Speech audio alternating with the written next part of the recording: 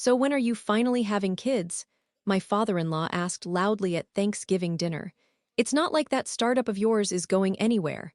My cousin-in-law snorted. "Clock's ticking, honey." I tapped my knife against my glass. "We just landed a $4 million Series A that startup. It's raising children of its own, called jobs." He didn't say another word all night.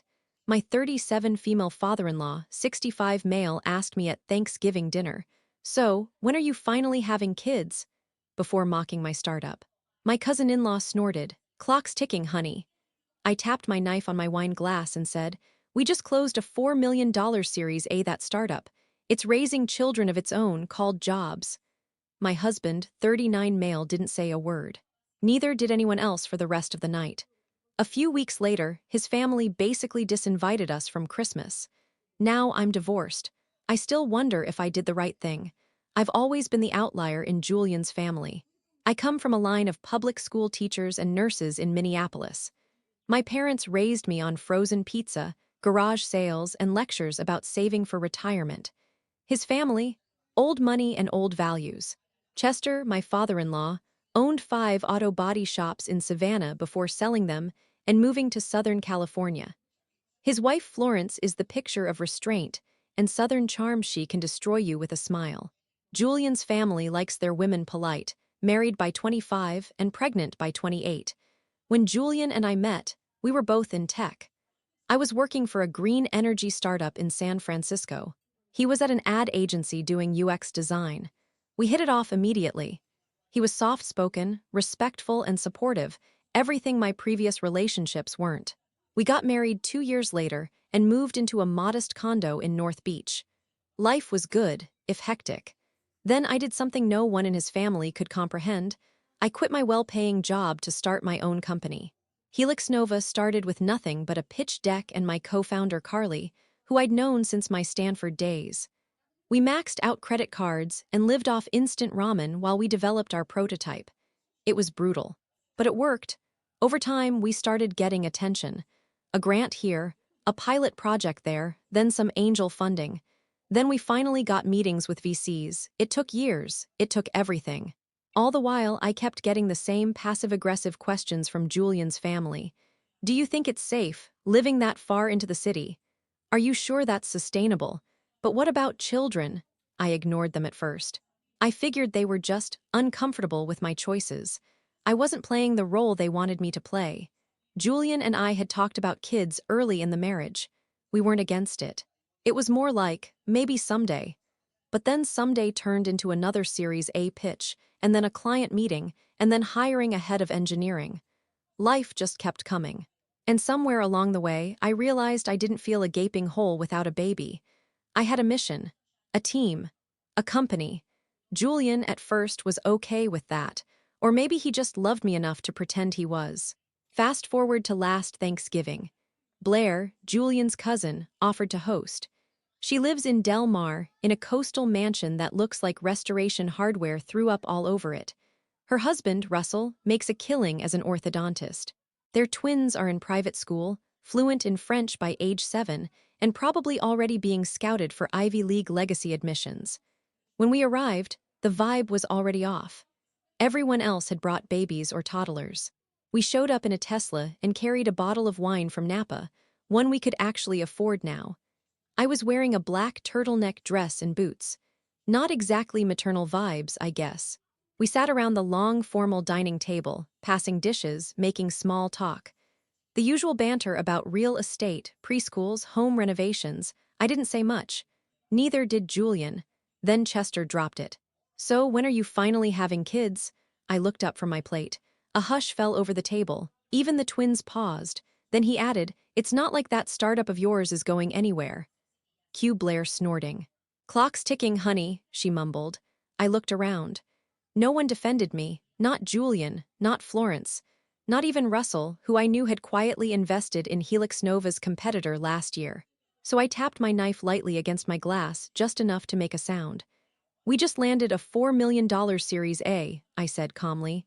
"That startup, it's raising children of its own called jobs." Silence, dead silence. No one said a word for the rest of the meal. It was surreal. Even the kids at the side table stopped giggling. I felt like I had thrown a grenade into a room full of porcelain. That night, Julian and I sat outside on the patio, overlooking the ocean. He was quiet. I lit a cigarette, one of the 3 I smoke a year, during moments like this, and waited. He finally said, "You didn't have to humiliate them." I stared at the waves. "I didn't humiliate them, they did that themselves." He didn't argue. He just sat there, sipping his scotch. A couple of weeks later, Florence emailed. Said the family had decided to keep Christmas small this year, that they'd be going to Palm Springs with the cousins, and that they'd understand if we wanted to do our own thing. Translation: we were no longer welcome. Julian took it hard. He tried to play peacemaker, suggested we call them, maybe apologize. I told him he was free to do what he wanted. I wasn't going to apologize for defending my life. And I wasn't going to apologize for not giving them a grandchild. The rift didn't heal. If anything, it grew deeper. Julian grew more distant. At first, he stayed in therapy with me. Then he started missing sessions. Then he started sleeping in the guest room under the excuse of early Zoom calls. I asked him one night, "Are we okay?" He didn't respond. He just looked away. Eventually, he told me he wanted kids, that he always had. That he thought I'd changed my mind. I told him I thought he'd changed his. We tried to salvage it. We went on trips. We took a break from family. We did all the right things, but it was already gone. That sense of us. We divorced a few months later. It was amicable, as divorces go. No fighting over assets. No lawyers trying to gut each other. Just 2 people who loved each other but wanted different futures. After that, the silence from Julian's family became permanent. I started spending holidays with my sister's family in Portland. I focused on Helix Nova. We doubled our staff, opened another office. I stopped explaining my life to people who didn't care to understand it. Sometimes, I still think about Julian. I wonder if he found someone who wanted what he wanted, if he has that kid now. If his parents finally approved of his life again. Me, I have a company that pays 130 people and their families. I have a home filled with light and quiet. I mentor women starting their own companies. I build things. And for once, I don't feel like I owe anyone an apology for the way I've chosen to live. And maybe that's the biggest win of all. I didn't hear from Julian for almost 2 years. Not a text. Not a birthday message. Not even one of those awkward likes on LinkedIn posts. He'd gone completely radio silent. I assumed he'd moved on, maybe to another woman, or another version of the life he thought he could still patch together. I didn't hate him. I didn't miss him either, not in the ways that used to cut. What I missed was the simplicity, the ease of not having to explain myself all the time. The startup world doesn't care about your personal drama. Venture capitalists don't ask how your Thanksgiving went, and they certainly don't hold back funding because your marriage fell apart. They want results, growth, vision, and I gave them that. Helix Nova thrived. I had my hands full building out our municipal partnerships. We launched our solar grid system in Sacramento, and our public-facing utility tool went viral in all places. Ironically, we hired our first director of culture and diversity. I started being asked to speak on panels, podcasts, conferences. I was no longer Marissa, the founder of that struggling eco-startup. I was Marissa Hales, profiled in Wired, invited to an innovation summit in Tokyo, and named one of 30 people changing energy forever by a glossy business mag that I never used to read. And still, none of that impressed Julian's family. I know because I saw the screenshots. My friend Chelsea, who still followed Blair on Instagram, sent me one. It was from Florence's birthday dinner. Blair had posted a photo of the table's setting, gold-rimmed plates, candlelight, and a long caption thanking family who always shows up. She tagged everyone except Julian. And me, I was unmentionable. Another photo showed Julian. He was seated next to a woman with thick auburn curls, tan skin, and a diamond on her ring finger the size of a raisin. She was pregnant. Not visibly, not cartoon belly pregnant, but you could tell. The way her hand rested just so. The way Florence's smile stretched a little farther on that side of the photo. My throat tightened. Not out of jealousy, not even sadness, but because I knew deep down that this was what they wanted all along. Not him happy, but them satisfied. And they got it. It hit me a little harder than I expected. I hadn't cried about Julian in over a year. But that night, alone in my loft, surrounded by open laptops and the soft hum of evening traffic outside, I sat on the kitchen floor with a glass of Tempranillo and let myself feel it. Not because I wanted him back, but because I mourned the version of myself who thought she could keep it all. That you could be enough for everyone if you just worked harder, loved deeper, explained better. Turns out, that version of me died sometime between our last therapy session and the moment I realized Florence never once asked me what I wanted. After that, I doubled down. I launched an internal accelerator for underrepresented women in clean energy. We awarded 5 microgrants in our first quarter, then got matching funds from a major foundation. I started hosting monthly salons at my place, inviting engineers, designers, founders, and artists. We drank wine, talked about climate anxiety, late-stage capitalism, and whether anything we did really mattered. Those nights gave me more clarity than 1,000 Sunday dinners ever had. But life has a way of circling back. It was at one of these salons, on an unseasonably warm March evening, when I ran into someone who cracked the stillness wide open again. It was Julian's younger cousin, Matteo. He'd moved to San Francisco recently to take a job with a venture-backed EV startup. I hadn't seen him since the wedding. Back then, he was a lanky 19-year-old college student who wore Vans to formal dinners and got chastised by Florence for saying "dude" too often. Now he was 30, charming in that quiet, observant way that made people underestimate him. He introduced himself with a hug that lasted just a second longer than I expected. "You haven't aged a day," he said, grinning. "You still terrify the entire family, though. That part hasn't changed." I laughed more out of surprise than anything else. We ended up talking for hours. About startups, about family, about everything that happened after Thanksgiving Gate. He'd left San Diego partially because of it. Said he was tired of the passive-aggressive sermons and the "have you found a wife yet" interrogations. "They always needed someone to blame," he told me. "You were just the first one who didn't play along." He wasn't wrong. Over the next few weeks, Matteo and I became unexpectedly close. Not romantically, at least not at first, but in that rare way you can connect with someone who understands your scars without making you relive them. He told me how Julian's wife was due in June, how Florence had planned 3 baby showers, how Chester cried when they found out it was a boy. I nodded but didn't respond. What was there to say? Eventually, Matteo asked me something I hadn't expected. "Would you ever talk to them again?"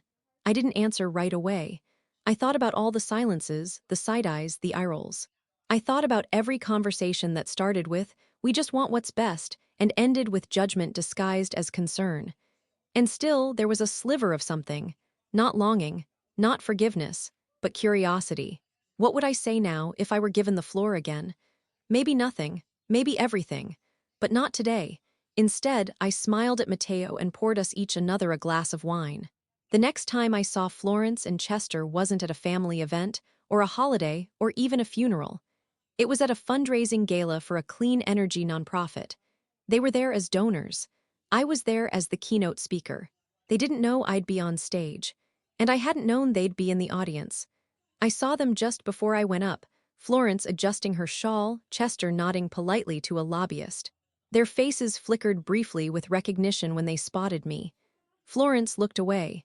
Chester didn't. As I walked up to the mic, I thought about that Thanksgiving. About the wine, the judgment, the way silence fell after I tapped my knife on the glass. I remembered what it felt like to be diminished, made small. And then I spoke. Not to them, but for me. For every woman who'd ever been told she owed the world her womb before she earned her worth. For every founder who was asked, "But what's your backup plan?" And for everyone who had to walk away from love because being loved meant being less. And as I stood there under the lights, I didn't shake. As I stood under the lights, my voice steady and clear, I gave the speech I had written the night before in my kitchen with takeout and half a bottle of Cabernet beside me. Not the original speech. Not the tidy, brand-safe version that PR had approved. No, this one had fire in it, not bitterness. Fire. I told the room about Helix Nova, about the night sleeping on an office floor with frozen Trader Joe's meals in the mini fridge, about pitching to 47 different venture firms before one said yes, about the first hire, the first failure, the first time I considered giving it all up. And then I told them about the women I hired, the women who had been told no so many times they forgot how to dream big. "I was told," I said, that the best thing I could do with my life was become a mother. And while that's a beautiful, powerful path, I took a different one. I mothered ideas, I raised teams. I built something from scratch that now feeds 130 households and is growing. I paused. I was told I wasn't enough, that I'd regret it, that no one would remember me if I didn't give someone my last name and my eyes. But I look around this room and I see my legacy. Right here, in you, in this work, in every clean watt we produce and every young girl who sees someone like me and thinks, maybe I can do it too. When I stepped off the stage, the room stood. A standing ovation, not polite, not obligatory, it was thunderous. I scanned the crowd. Chester was still seated, but Florence had stood, not clapping, not smiling, but standing. And then she sat down. After the gala, I was surrounded. People wanted to talk, to pitch, to thank me. I shook hands, smiled, nodded. I tried to focus. But part of my mind was still stuck on the fact that they had been there to see it. I thought that would be the end of it. It wasn't. 2 weeks later, I received a handwritten letter in thick, cream-colored paper tucked in a monogrammed envelope. It was from Florence. The handwriting was tight and elegant. Marissa, I was wrong about you. I still don't understand your choices, but I can no longer deny what you've built and what it means, not just to you, but to others. Chester is still processing what he saw, but I think you saw it in his eyes that night. I hope you did. We don't expect you to come back into our lives. But if you ever choose to, I hope you'll know there is a place at our table, not because we need you to bring anything other than yourself. Congratulations on your company. You were right. You are raising something extraordinary. Florence, I stared at the letter for a long time. It wasn't quite an apology, but it was as close as she would ever come. And it was enough. A week after that, Blair posted a story from a family barbecue, Julian and his wife, their baby boy, Florence holding him like the Queen of England. I watched it with a smile, not because I missed it, but because I didn't. I didn't reply to Florence's letter. I didn't need to. The revenge wasn't in cutting them off or proving them wrong with fury. It was showing up in their world, completely whole, completely unbothered, and impossibly, entirely happy. Because here's the thing no one tells you about choosing a different life. The people who need you to fail are only ever watching to see if you will. And I didn't. A month later, we closed our Series B at $16 million. I gave every single one of our employees a bonus, and I launched our foundation, Nova Next, a grant fund for teenage girls in underserved communities who want to work in clean tech. At our launch event, Carly handed me a glass of champagne and said, "To think this started in a basement." I raised my glass and grinned. "Yeah," I said, "and now we've got solar panels on the roof." I walked onto the balcony, the city glowing beneath me, and I thought about what it means to win. Not just in business, not even in revenge, but in living exactly as you are, with no permission, no apology, and no regret. And that's how you raise something worth remembering, even if it doesn't call you mom.